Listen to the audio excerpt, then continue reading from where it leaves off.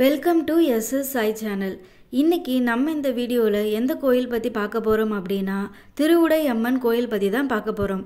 இந்த கோயில் எங்கே இருக்குது அப்படின்னா திருவள்ளுவர் மாவட்டத்தில் மீஞ்சூர் நகருக்கு பக்கத்தில் இருக்க மேலூர் கிராமத்தில் இருக்கிறது தான் இந்த திருவுடை அம்மன் கோயில். இந்த கோயிலை திருமணங்கீஸ்வரர் உடனுரை திருவுடை அம்மன் கோயில் அப்படின்னு சொல்கிறாங்க. 3 சக்தி கோயில்களில் இதுவும் ஒன்று. இங்கே இருக்க திருவுடை அம்மன் இச்சாசக்தி அப்படின்னு அழைக்கப்படுறாங்க. இச்சாசக்தி அப்படின்னா பக்தர்களோட விருப்பங்களை நிறைவேற்றும் தேவி அப்படின்னு அர்த்தம். திருவொற்றியூரில் இருக்க வடிவுடை அம்மன் ஞான சக்தியாக இருக்காங்க.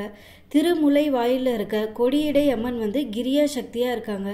அது என்னங்க இச்சா சக்தி, ஞான சக்தி, கிரியா சக்தி அப்படின்னா இப்போ இச்சை அப்படின்னா ஆசைன்னு அர்த்தம். பக்தர்களோட ஆசையை விருப்பங்களை நிறைவேற்றுறவங்க இச்சா சக்தி. ஞான சக்தி அப்படின்னா அறிவை கொடுக்குறவங்க அப்படின்னு அர்த்தம். கிரியா அப்படின்னா நம்ம ஒரு செயல் செய்கிறோம் அப்படின்னா அதற்கு துணையாக நிற்கிறவங்க தான் கிரியா சக்தி. கோயிலுக்கு வந்தாச்சு. இப்போ கோயிலுக்கு எப்படி வருது அப்படின்னு பார்த்தோன்னா பக்கத்தில் மீஞ்சூர் ரயில்வே ஸ்டேஷன் இருக்குது. நம்ம சென்னை சென்ட்ரல்லேருந்து நிறைய லோக்கல் ட்ரெயின் மீஞ்சூருக்கு அவைலபிளாக இருக்குது. மீஞ்சூர்லேருந்து நிறைய ஷேர் ஆட்டோஸ் இருக்குது. அதை யூஸ் பண்ணியும் நம்ம கோயிலுக்கு வரலாம். கிழக்கு நோக்கிய ராஜகோபுரம் இல்லாத கோயில் இது. கோயில் 2 பகுதிகளை கொண்டதாக இருக்குது. முன்புறம் அம்பாள் சன்னதியும் பின்னாடி சிவன் சன்னதியும் இருக்குது. 3 வினாடிகள் பார்வதி தேவி விளையாட்ட சிவபெருமானோட கண்களை மூட உலகம் இருட்டாயிருச்சான். அதனால கோவப்பட்ட சிவன் பார்வதியை 3 முறை இந்த உலகத்துல பிறக்குமாறு சபிச்சிட்டாராம். அதன் காரணமாக அம்பாள் இச்சா சக்தியாகவும் ஞான சக்தியாகவும் கிரியா சக்தியாகவும் 3 முறை இந்த உலகத்துல தோன்றியிருக்காங்க. அப்படி உருவான கோயில் தாங்க இது.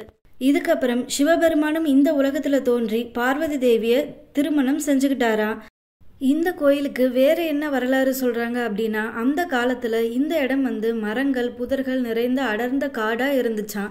அதுவும் சாதாரண காடாக இல்லை, சுகந்தவனமாக இருந்துச்சான். அப்படின்னா என்னென்னா இந்த காட்டில் இருக்க மரங்கள் முக்காவாசி வாசனை மரங்களாக இருக்கும் அப்படின்னு அர்த்தம். இந்த வனத்தில் மேய்ஞ்சிட்டு இருந்த ஒரு மாடு புதருக்குள்ளே போய் பால் சொறிவதை டெய்லி வாடிக்கையாக பண்ணுது. இதை பார்த்த பக்கத்தில் இருந்த கிராமத்து மக்கள் போய் பார்க்கும்போது அந்த இடத்துல சுயம்புவா ஒரு லிங்கம் இருக்கிறத பார்க்குறாங்க. சுகந்த வனத்தில் கிடைச்ச லிங்கம்னால இவரை சுங்கந்தவனேஸ்வரன் அப்படிங்கிற பேரில் கூப்பிடுறாங்க. இது சமஸ்கிருத பேர் அப்படிங்கிறதுனால காலப்போக்கில் திருமணங்கீஸ்வர் அப்படிங்கிற தமிழ் பெயர் உண்டானது.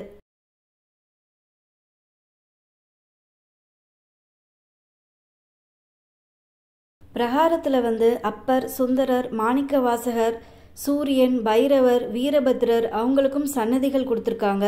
நவ கிரகங்களுக்கும் சன்னதி கொடுத்துருக்காங்க. பிரம்மாவை இந்த ஸ்தலத்தில் நம்ம மீசை மற்றும் தாடியோட தரிசனம் பண்ணலாம். இந்த கோயிலில் திருவுடையம்மன் ஒரு 5 அடி உயரத்தில் நின்ற கோலத்தில் நம்மளுக்கு காட்சி தராங்க. அம்பாள் சன்னதிக்கு முன்னாடி பாம்பு குழியும் பாம்பு குழிக்கு கீழே இச்சாசக்தியின் திருவுருவமும் இந்த கோயிலில் இருக்குது. இந்த 3 சக்தி கோயில்களையும் பௌர்ணமி அன்னைக்கு போய் தரிசனம் பண்ணது ரொம்பவே சிறப்பு. அதுவே பௌர்ணமி வெள்ளினா இன்னும் சிறப்பு. இதே சித்ரா பௌர்ணமி அப்படின்னா கூடுதல் சிறப்பு. காலையில் மேலூரில் இருக்க இந்த கோயிலையும் மதியம் திரு ஒற்றியூரில் இருக்க வடிவுடை அம்மனையும் மாலையில் திருமுலை வாயிலில் இருக்க கொடியுடை அம்மனையும் நம்ம வழிபடணும். திருமணங்கீஸ்வரர், வடிவுடை அம்மன் எல்லாத்தையுமே தரிசனம் பண்ணியாச்சு. அழகிய சிறிய கிராமத்தில் அமைஞ்சிருக்கும் ஒரு அருமையான கோயில். கண்குளிர தரிசனம் செய்யலாம். நீங்களும் கண்டிப்பாக டைம் கிடைச்சா இந்த கோயிலுக்கு போய் அம்மனோட அருளை பெறுங்க. அப்புறம் உங்களுக்கு இந்த வீடியோ பிடிச்சிருந்துச்சு அப்படின்னா லைக் பண்ணுங்கள், ஷேர் பண்ணுங்கள். அப்புறம் நம்ம சேனலுக்கு சப்ஸ்கிரைப் பண்ணுங்கள்.